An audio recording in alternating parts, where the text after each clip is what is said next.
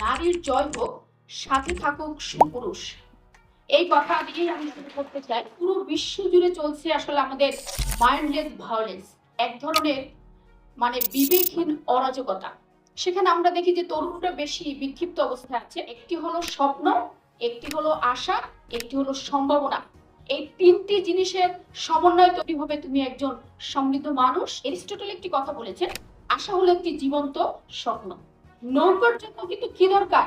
পানি দরকার। যদি পানিটি নৌকার মধ্যে উঠে যায় তখন কিন্তু নৌকাটি ডুবে যায়। ঠিক তোমার জীবনে কিন্তু বিশ্রামের দরকার আছে, কিন্তু বিশ্রাম যদি অতিরিক্ত করো তাহলে কিন্তু তুমি অলস ব্যক্তিতে পরিণত হবে। যে তুমি এমন বই পড়বে যা সচরাচর মানুষ পড়ে না, তুমি এমন কাজ করবে যা সচরাচর মানুষ করে না, তুমি এমন চিন্তা করবে যা অনেকেই করে না। শুভেচ্ছা জানিয়ে সবাইকে সালাম দিয়ে শুরু করছি আমি। আসলে এখানে পরিস্থিতি সবার খুব বড় বক্তব্য দেওয়ার সুযোগ নেই। স্যার বলে গিয়েছেন যে মেয়েরা এখন অনেক বেশি এগিয়ে আছে, সেই কথাটা দিয়ে আমি শুরু করতে চাই। অর্থাৎ নারীর জয় হোক, সাথে থাকুক সুপুরুষ। এই কথা দিয়েই আমি শুরু করতে চাই। কারণ এমন একটা জায়গায় চলে আসছে এই আমাদের 105তম ব্যাচের স্টুডেন্টরা, যে জায়গাটি খুবই সুন্দর আবার খুবই ভয়ঙ্কর। আমি সবসময় একটি কথা বলি যে এখান থেকে যেমন দেবতা তৈরি হয় তেমন দানব তৈরি হয়। সো এই বিষয়টি মাথায় রেখে কিন্তু প্রত্যেকটি পা ফেলতে হবে, প্রত্যেকটি পদক্ষেপ আমাদের চিন্তা করে ফেলতে হবে। অর্থাৎ পুরো বিশ্ব জুড়ে চলছে আসলে আমাদের মাইন্ডলেস ভায়োলেন্স, এক ধরনের বিবেকহীন অরাজকতা। সেখানে আমরা দেখি যে তরুণরা বেশি বিক্ষিপ্ত অবস্থায় আছে। তাদের চিন্তাকে যদি সুষমবদ্ধ করা না যায় তাহলে এই বিশ্ব আরো বেশি ভয়ঙ্কর দিকে যাওয়ার সম্ভাবনা আছে।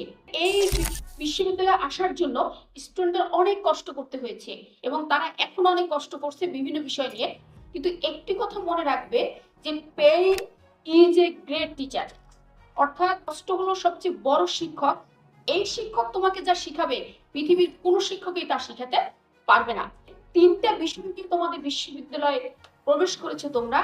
একটি হলো স্বপ্ন, একটি হলো আশা, একটি হলো সম্ভাবনা। এই তিনটি জিনিসের সমন্বয় তৈরি হবে তুমি একজন সমৃদ্ধ মানুষ, একজন পূর্ণাঙ্গ মানুষ। তো এই যে আমাদের যে স্বপ্ন, স্বপ্ন হলো আসলে সৃজনশীল সম্ভাবনার বাস্তব রূপ। অর্থাৎ কারো যদি সৃজনশীল সম্ভাবনা থাকে সেটা নিয়ে যখন সে আগায় সেটি হলো আসলে তার স্বপ্ন। আশা কি? এই স্বপ্নকে যে এগিয়ে নিয়ে যায় কাজ করতে সেটি হলো আশা। এরিস্টটল একটি কথা বলেছেন, আশা হলো একটি জীবন্ত স্বপ্ন। কাজে আশা এবং স্বপ্নের সম্পর্ক কিন্তু খুবই কাছাকাছি। সাথে সাথে তোমাকে সম্ভাবনাময়ী করে তোলে এই আশা এবং স্বপ্ন। যখন তুমি কাজের বাস্তব রূপ দিতে পারো তখনই তুমি সমৃদ্ধ মানুষে পরিণত হও। কিন্তু সেখানে কি দরকার হবে আমাদের? আসলে মূল জিনিস হলো জীবনে তুমি কোথায় ফোকাস করতে পারবে সেটি হলো মূল জায়গা। অর্থাৎ অ্যাটেনশন হলো সবচেয়ে গুরুত্বপূর্ণ জিনিস। একটি কথা আছে, ফোকাস বদলাও, ফলাফল বদলে যাবে। অর্থাৎ তুমি যদি ফোকাসটি বদলাতে পারো তাহলে তোমার ফলাফল নিশ্চিত বদলে যাবে, এ বিষয়ে কোনো সন্দেহ নেই। আনডাউটেডলি বলা যায় তুমি যদি একটি জায়গায় ফোকাস করো ওখানেই তুমি সার্থক হবে। এবং আমরা এই যে স্বপ্ন, আশা, সম্ভাবনা, এটি নিয়ে কেন এত আলোচনা করি? একজন সুখী মানুষ হওয়ার জন্য।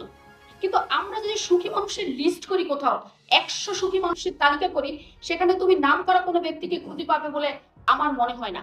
সেখানে দেখবে এমন মানুষের অবস্থান যারা জীবনকে খুব কাছ থেকে দেখে, যারা জীবনের প্রতি যারা কৃতজ্ঞ, যারা সামান্য ভালো কাজে হাসতে পারে, তারাই কিন্তু সবচেয়ে বেশি সুখী ব্যক্তি।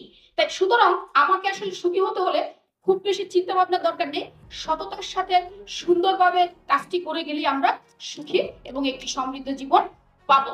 কারণ কি তুমি দেখবে যে নৌকার জন্য কিন্তু কি দরকার? পানি দরকার। অর্থাৎ নৌকাকে যদি ভাসাতে হয়, নৌকাকে যদি চালাতে হয়, পানি ছাড়া কি নৌকা চলবে?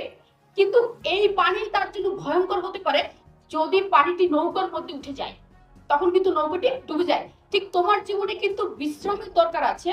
এই যে তুমি এত কাজ করবে, তোমার জীবনে বিশ্রামের অনেক দরকার আছে, কিন্তু বিশ্রাম যদি অতিরিক্ত করো তাহলে কিন্তু তুমি অলস ব্যক্তিতে পরিণত হবে।